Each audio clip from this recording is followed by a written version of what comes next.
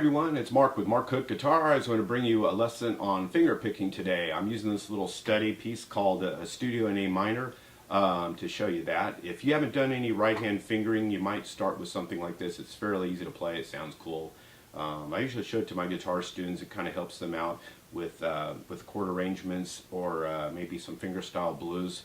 If they haven't put their pick down, this is a good exercise to get primed up for that. So hopefully you'll get something out of this, and thank you for tuning in.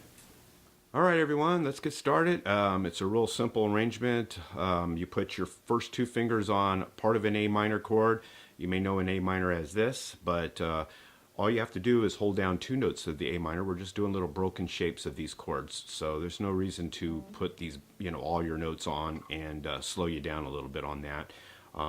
I would just start off with your C, your first finger on the first fret of your second string, and then your middle finger on the second fret on the G string. That's an A. So with your right hand, which is what I wanted to show you, you go down with your thumb, up with your index on the second string, up with your middle on the first string, back to your index. So you have this little four note, three different notes, but you're doing 1, 2, 3, 4. So you got like little 16th notes. This is 2 beats per measure, so we got 1 E and 2 E and if you were gonna count that out. But to tell you the truth, I would just feel the pulse of your thumb. That way you get the melody in there and you don't have to count that out. But if you want to know the notation, if you were ever to read music, this P is thumb, index is I, and M is middle. So it's P, I, M, I. Okay, so you do this twice, and then move it up one string. That's part of an E chord, but again, just two notes of it. You have a G sharp. That one I'm picking on the third string. And then back to the second and first string. Always keep your first finger on your second string and your middle finger for your first string.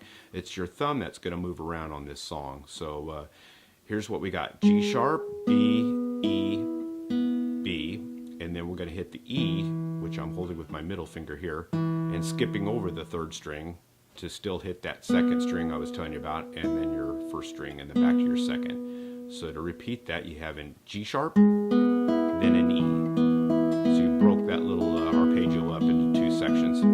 So we have an A minor, and then I move it up to an E, and then hit the low one.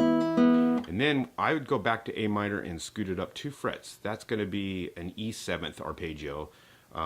Again, 4th fret on the third string and first finger on the 3rd fret on the second string. Same right hand, twice on that, back to your A minor.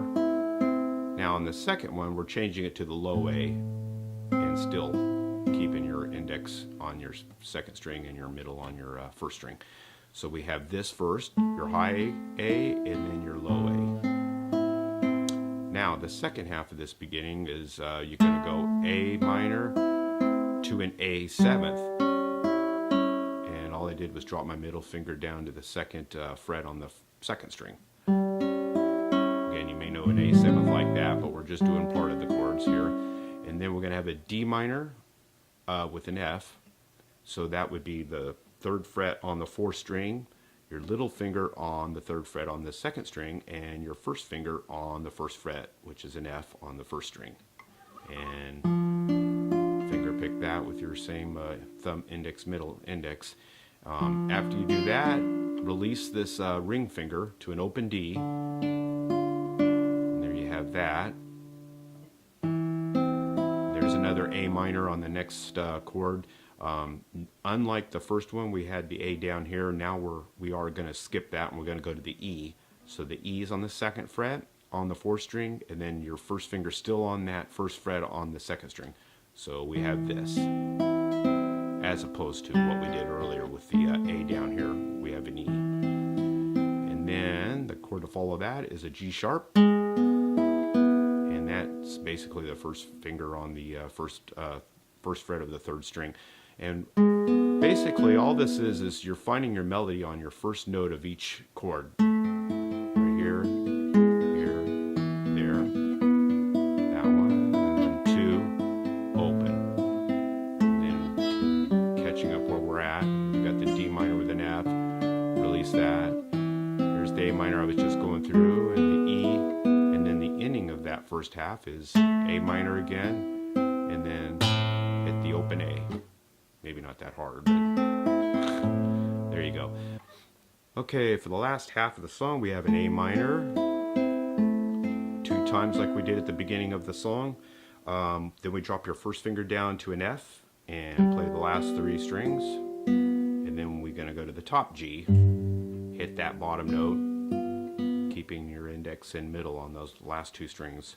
So we have a high G, low G. Then we're going to go to a C chord and play this note on the 3rd fret, which is a C. And then this note, second half of that, we're going to hit the E, keeping this on the bottom. So we have this, and then change the melody up to the E note right there. And then we're back to the G 7th that I showed you earlier, and then put the bottom note on that G.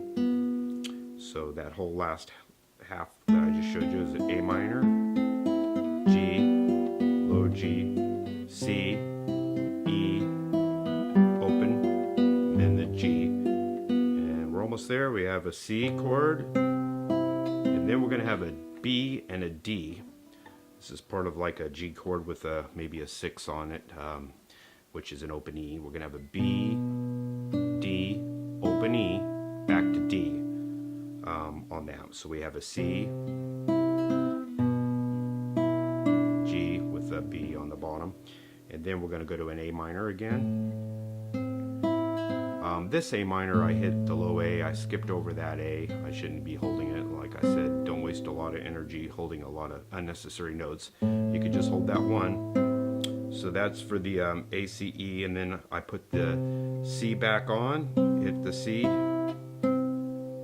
along with the high C and the high E. And then we have an open.